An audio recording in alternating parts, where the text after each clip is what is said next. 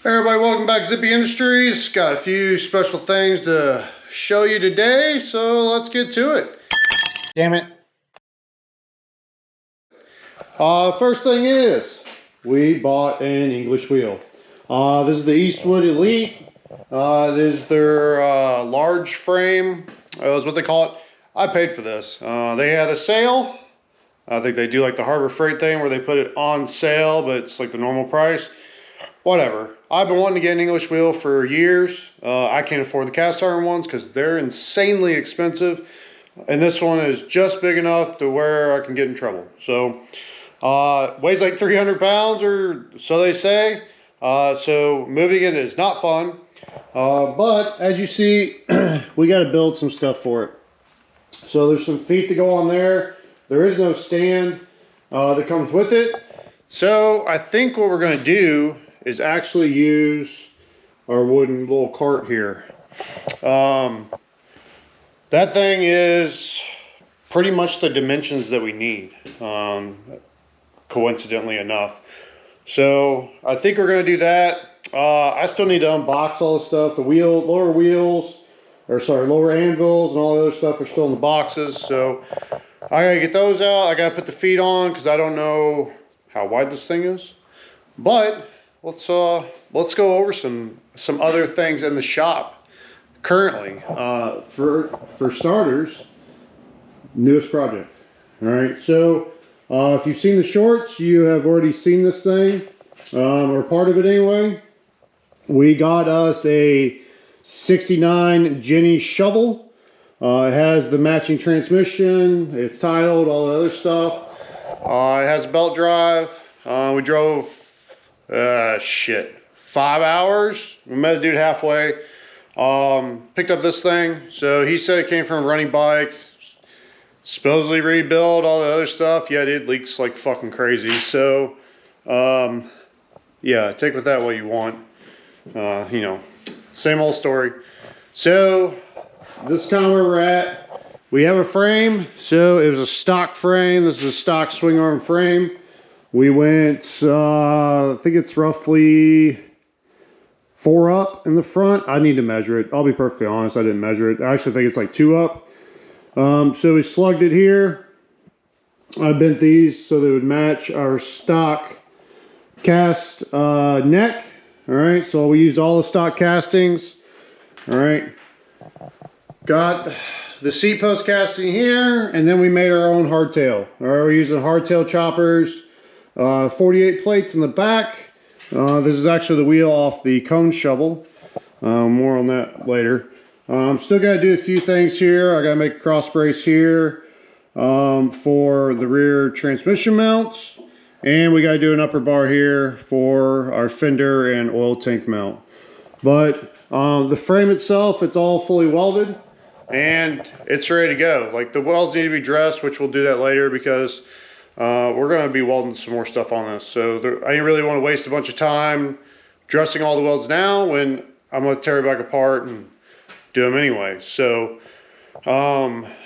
yeah, the CT Newman jig was, while there is some things that I find annoying about it, it does work. It worked really well. We put this motor in here and I was really wary and nervous. I was like, I hope this thing fits. Because I had already fully welded the frame out, and thankfully the motor went right in perfectly, as it should, right? So it's kind of the whole point of the jig.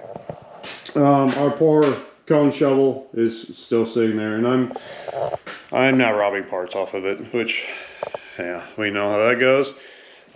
So plan for this thing, I'm gonna order 7 over forks from Frank.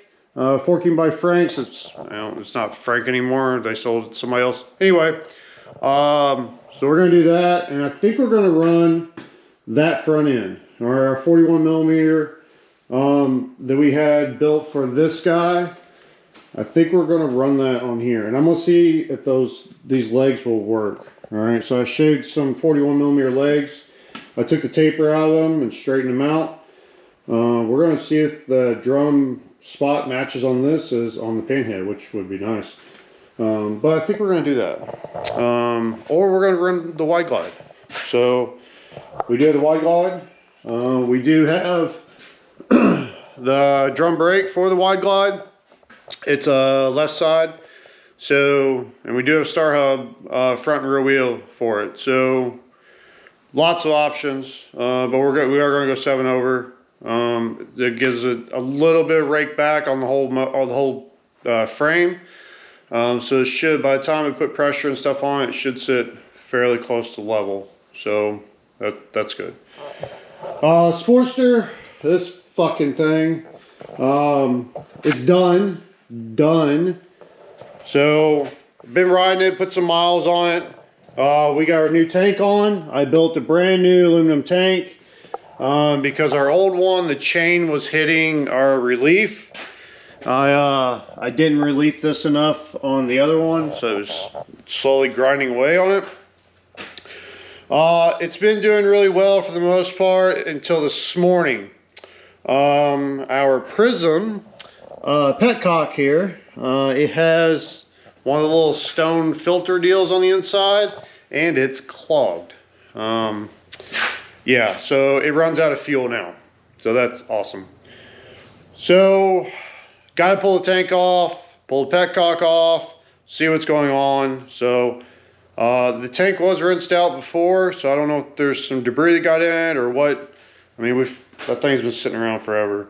The tank is lined though, so maybe some of that lining came loose. I don't know. It does have a little trickle of fuel, just not a lot. Not enough to keep the bowl filled.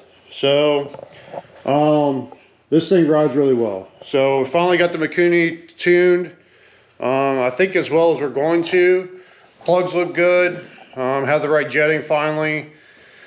That was a pain in the butt. I had to do a different needle, a big jet, almost maxed out the jet kit that we have, and then different pilot jet, the whole deal. So finally got it right. Yeah, anybody want to buy it, come get it. I'll make you a deal. Anyway, let's I guess enough rambling. Let's get to this guy. All right, we got our little table pulled out here. I'll have to figure something else out for that stuff. Yeah, anyway, it just so happens that it's pretty much perfect. Hopefully it holds up. I have stood on this thing, and we had all the other stuff on there with these casters, you know, not exactly what you call stable with those casters moving around, but it held just fine. So we'll see how this does. You know, if it implodes, well, then whatever. It is butcher block on top. This is a butcher block, and then it's got 2x4s underneath it, so it should be fine. I'm only slightly worried about it, but it should be fine, right? So what we're gonna do, I'm gonna get the feet put on it, and then we're gonna get our trusty handy engine hoist and hoist this thing up and pick it up there. Yeah, I can't really clean this thing. I guess I could like tilt it up and put it on there, but I'm by myself, so I do enjoy doing sketchy shit, but not really with this. So let's do it a little safer this time. All right, got our English wheel all hooked up to our hoist. Gotta extend all the way out so we can get full range and hopefully be able to lift on here. I've put motors in the back of trucks before with this thing, so it should be able to get it high enough. I don't know, we'll find out. Should be okay though. So let's get to hoisting it up.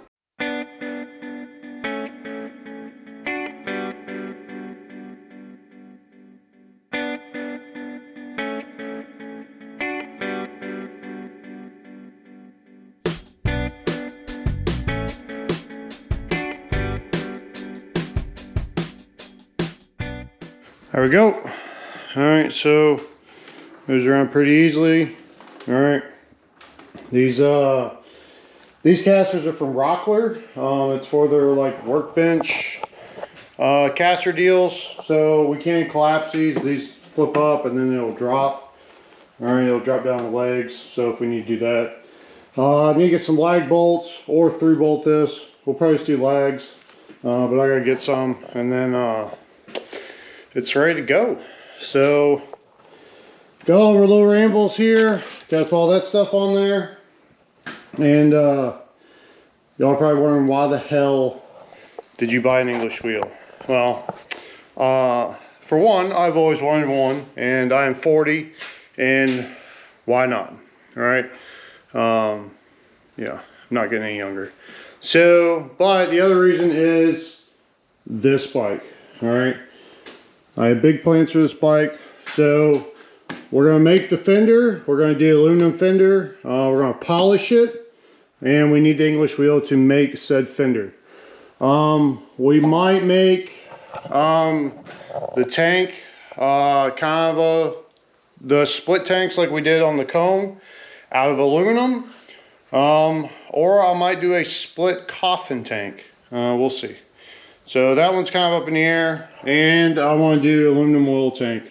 All right, so with some curved pieces on it, like kind of a dish type, or you know, curved on the front type deal. So kind of like a factory Harley horseshoe, but with a little flair, you know, because why not? So that's kind of the plan. If you've watched the channel before, you know it's going to change at least 10 times before we actually make a decision. And even after we make a decision, it'll probably change at least 3 more times. So, especially if you've been following around on the cone shovel, it has taken lots of different, let's say, avenues of how we are going to do it. So, one day we will finish that bike. You'd think with it being in primer and stuff, we would finish it and paint it, but yeah, shiny things. So anyway, but that's gonna do it for this video. So hopefully you all like what we got going on here. Stay tuned for our Jenny shovel. Hopefully we'll get going on that thing here soon. Mainly I'm waiting on tubes, right? So fork tubes, once we get those, I can get it down and put it on the ground, and we can actually get a stance on it and see what it's going to look like, and see if that's what we want to go with, or if we want to change it, or yeah. So pretty excited about that bike. I've been looking for one of those motors, specifically the 69, for a long time, only because we have our 69 C10 and I want them to kind of be a matched pair kind of deal. So that's kind of where that is. So yeah, that's going to do it for this video. If you like what we're doing here, subscribe, you know, see what we got going on next, and we'll talk to you later. Take care.